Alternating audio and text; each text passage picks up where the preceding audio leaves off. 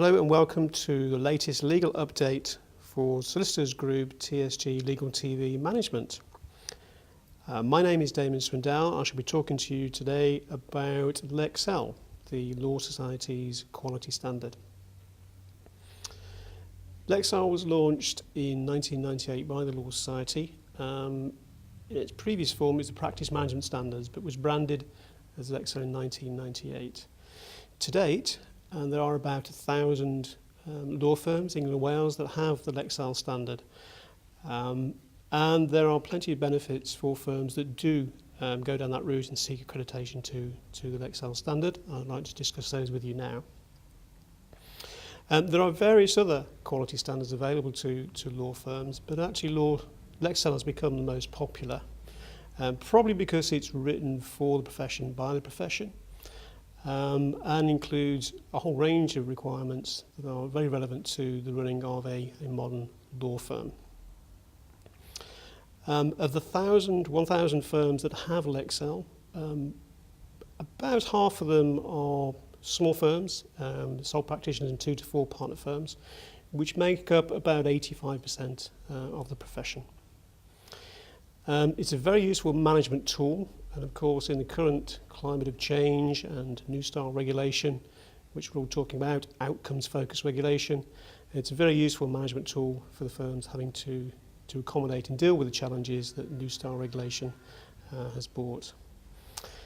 So not only is it a good management tool, it's also very useful for firms in terms of their indemnity insurance renewals. There is no doubt that the indemnity insurance underwriters look more favourably upon those firms that have the Lexcel standard in place, mainly because the large element of Lexcel deals with risk management, in particular operational risk management, which the insurers are most interested in, claims prevention, complaints prevention, and so on. Firms are also very keen to adopt the Lexcel standard and achieve the award to help them in their marketing campaigns. It is a differentiator. There are only 1,000 firms that have Lexcel, as I said, out of 11,000. So it's quite an exclusive club, representing less than 10% of the profession. But those that have Lexcel can set themselves apart as an independently quality assured firm, providing consistently high levels of quality service. Not only competition and indemnity insurance, which are strong motivators for firms to seek the Lexcel accreditation, but also it helps them with compliance. And of course we have outcomes focused regulation now. Those outcomes are contained in the new Code of Conduct, which we're all getting to grips with, launched 6th of October last year. There's no doubt that Lexcel helps firms with their risk and compliance. In fact, the new version of Lexcel, which is version 5, was launched around the same time as the new Code of Conduct to accommodate the new outcomes in the new code. Those firms seeking the Lexcel standard have a process to go through, fairly well established and fairly typical for quality standards of this nature. There is a level of documentation required. Firms would need to document relevant plans, policies and procedures to address each of the requirements in the standard. So it's very much about providing evidence, which is a key part of outcomes focused regulation, providing evidence of compliance, providing those records that we do what we say we do in our policies and procedures. There's certainly a process for firms to go through with their staff if they hadn't previously been through an assessment process, because towards the end of that process there will be an audit. There will be an independent assessor who will inspect the various documentation that's produced as evidence of compliance, but there will also be interviews amongst staff within the firm and also an audit of client matter files. So it's quite a comprehensive review that firms must successfully negotiate before they can be awarded the standard. And incidentally, the assessments are independent. Whilst the scheme is run by the Law Society, the assessments are independent. There are a number of approved bodies that carry out the assessments and then recommend firms for the award to the Law Society, who will then in due course grant the award.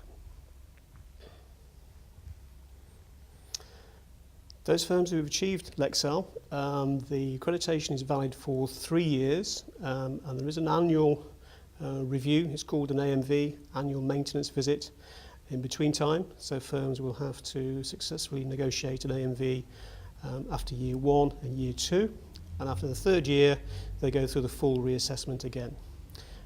So unlike some of the other quality standards, specialist quality mark being the obvious one, Lexcel is subject to annual review, which ensures that firms keep everything up to date, and that's the main challenge for all of us currently with all the change that's taking place, is keeping everything up to date as they change.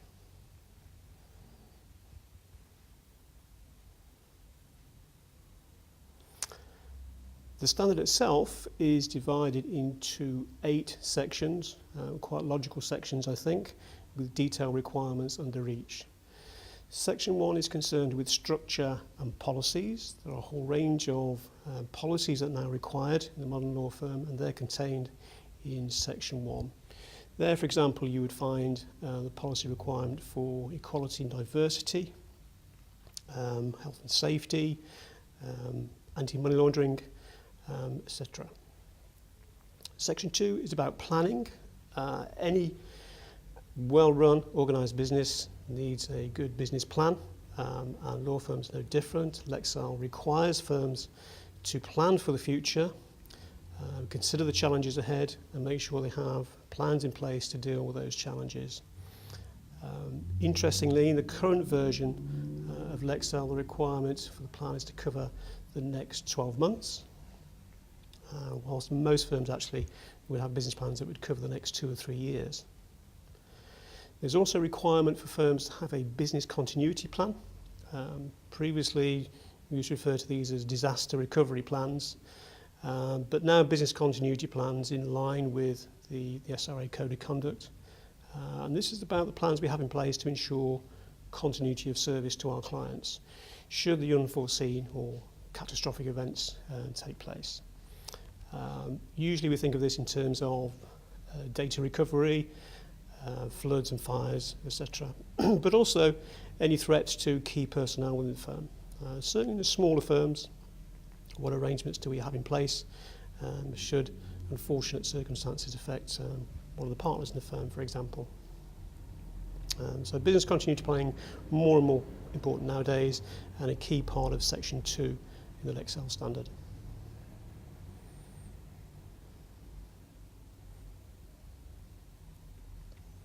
Section 3 in the standard covers financial management. Fairly typical management reports required here to ensure that firms are well managed financially, and there are arrangements in place to keep an eye on and review the financial stability of the firm. So profit and loss account, balance sheet, budgets for income and expenses, key document, cash flow forecast, certainly in the current climate is a critical financial management document. Section 4 covers information management. We are information controllers. We do control all sorts of information, both held electronically as data and also in paper form as well. There aren't too many law firms that have paperless offices, so usually it's a combination of data that's held electronically and in paper form. And of course, we need to look after that. Ensure that it's looked after, and we protect client confidentiality, and of course we're subject to Data Protection Act as well. Section 5 is people management.